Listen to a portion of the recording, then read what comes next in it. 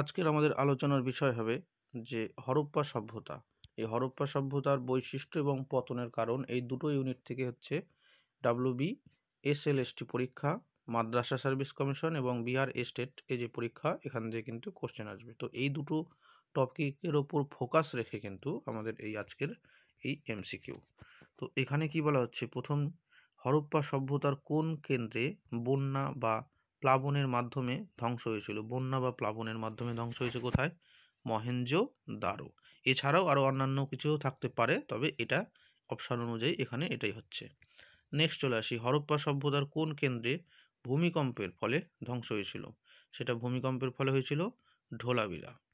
Next question, Harappa সভ্যতায় আগুনে পুড়ে ধ্বংস হয়েছিল কোন জায়গা? কোট দিজি। এছাড়াও অন্যান্য থাকতে পারে, কিন্তু এখানে অপশান অনুযায়ী কিন্তু এই কয়টাই হচ্ছে, ঠিক আছে? বা কালীবঙ্গানটার ক্ষেত্রে অনেক সময় দেখা যাচ্ছে। তো এখানে যদি এই দুটো অপশানই থাকে তাহলে সেক্ষেত্রে কিন্তু আমাদেরকে কোট দিজি দিতে হবে। তারপরে দেখো কোশ্চেন, হরপ্পা সভ্যতার কোন কেন্দ্রে সর্বাপেক্ষা সুন্দর জল নিকাশি ব্যবস্থা ছিল? সেটা হবে চানহুদারো। এছাড়াও মহেঞ্জোদারোতেও ছিল জল নিকাশি ব্যবস্থা। আবার এই ঢোলাবিরা যে জায়গা ছিল সেখানেও কিন্তু ওয়েল হারভেস্টিং, ওয়াটার হারভেস্টিংয়ের ব্যবস্থা কিন্তু ছিল। তাহলে কি হচ্ছে, মহেঞ্জোদারো হচ্ছে যেমন, চানহুদারো। তো এখানে অ্যান্সারটা হচ্ছে চানহুদারো।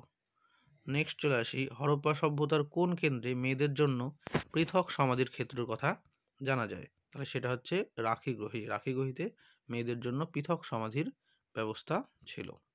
নেক্সট চলে আসছে, হরপ্পা সভ্যতার কোন কেন্দ্রে সিটাডেল ছিল না? সিটাডেল ছিল না হচ্ছে চানহুদারো। আমরা কি জানি, হরপ্পা সভ্যতার যে কেন্দ্রগুলো সেটা সাধারণত দুটো পার্টে বিভক্ত ছিল। এক, উঁচু অঞ্চল বা সিটাডেল, যেটা বাঁদিকে, মানে বাঁদিকে অর্থাৎ পশ্চিম দিকে থাকতো শহরের, আর শহরের পূর্ব দিকে থাকতো হচ্ছে নিচু, সাধারণ মানুষের থাকার নিচু এলাকা। তো এটা ছিল, কিন্তু যে চানহুদারও এমন একটা জায়গা ছিল যেখানে কোনো রকমের সিটাডেল ছিল না। আর ঢোলাবিরা এমন একটা জায়গা ছিল যেখানে তিনটে পার্ট পাওয়া গেছে, অর্থাৎ মিডিল টাউনও একটা পাওয়া গেছে, ঠিক আছে? আপার টাউন বা সিটাডেল, মিডিল টাউন এবং লোয়ার টাউন, এরকম তিনটে পার্ট। তো এটা হচ্ছে একটা বৈশিষ্ট্য। নেক্সট চলে আসি, হরপ্পা সভ্যতায় ধানের তুষ পাওয়া গেছে কোথায়? সেটা হচ্ছে রংপুরে, ধানের তুষ। নেক্সট, হরপ্পা সভ্যতার প্রথম ধানের চাষের অস্তিত্ব পাওয়া যায় কোথায়? সেটা হবে লোথাল। এটা হচ্ছে প্রথম ধানের চাষের অস্তিত্ব পাওয়া যায়। নেক্সট দেখা যাচ্ছে, হরপ্পা সভ্যতার কোন কেন্দ্রে মানুষের সঙ্গে কুকুরের কবর পাওয়া গেছে? সেটা হচ্ছে রূপার। মানুষের সাথে কুকুরের কবর পাওয়া গেছে। সাধারণত হরপ্পা সভ্যতার নগরগুলি কয়টি অংশে বিভক্ত ছিল? সেটা দুটো অংশে বিভক্ত ছিল সাধারণত, ঠিক আছে? কিন্তু দেখা যাচ্ছে যে হরপ্পা সভ্যতার একটিমাত্র প্রত্নতত্ত্ব ক্ষেত্র যেখানে তিনটা অংশ ছিল, যেটা একটু আগে আলোচনা করেছি, যে দুর্গ এলাকা বা সিটাডেল, নিম্ন শহর এবং মধ্যবর্তী শহর। এই যে তিনটা এলাকা, এটা কোথায় ছিল? এটা ছিল গুজরাটের ঢোলাবিরা। গুজরাটের ঢোলাবিরাতে কিন্তু সাইনবোর্ডও পাওয়া গেছে।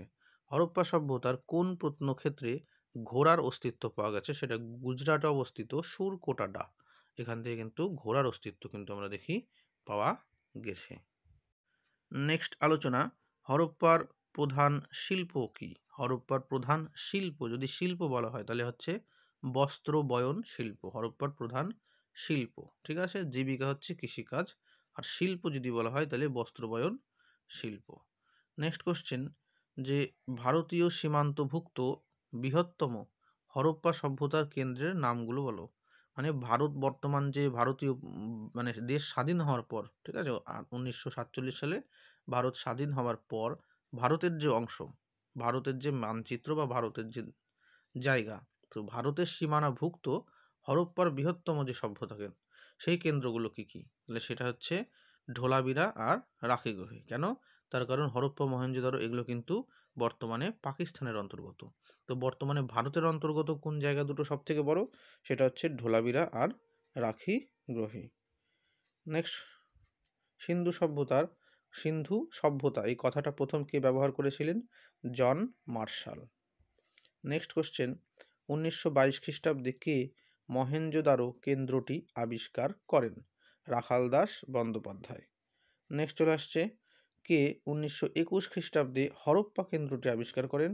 দয়ারাম সাহানি। এগুলো কিন্তু প্রিভিয়াস ইয়ারের কোশ্চেন, গুরুত্বপূর্ণ খুব, দেখে সোজা কিন্তু খুবই গুরুত্বপূর্ণ।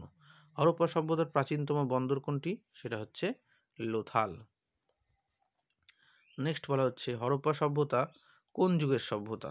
তাম্রপ্রস্তর যুগের সভ্যতা। এটাও কিন্তু প্রিভিয়াস ইয়ারের কোশ্চেন।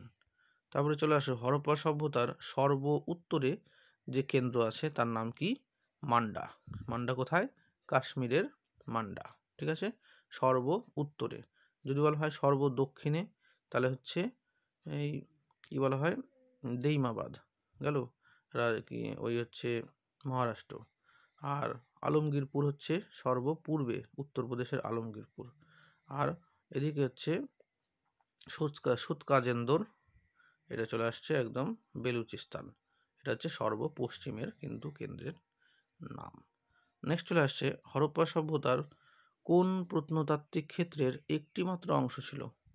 একটা মাত্র অংশ, সেটা হচ্ছে চানহুদারও একটাই অংশ। ঠিক আছে, এখানে সিটাডেল ছিল না, আর এটাতে একটাই অংশ ছিল। মানে সাধারণত যে শহরগুলো দুটো পার্টে বিভক্ত ছিল, কিন্তু এটা কিন্তু কোনো পার্ট ছিল না, এটা একটাই অংশ ছিল। তো মূলত এই হচ্ছে আজকের আমাদের আলোচনা হরপ্পা সভ্যতার উপরের। আমাদের আরেকটা মক টেস্ট এমসিকিউ এর ক্লাস কিন্তু দেওয়া রয়েছে, তোমরা সেখান থেকেও দেখতে পারো। আপকামিং যে পরীক্ষা অর্থাৎ SLST মাদ্রাসা সার্ভিস কমিশন 9, 10 এবং 11, 12, এছাড়াও বিহার স্টেট, এই যে পরীক্ষা, এগুলোর জন্য কিন্তু এই কোশ্চেনগুলো খুবই গুরুত্বপূর্ণ। Thank you.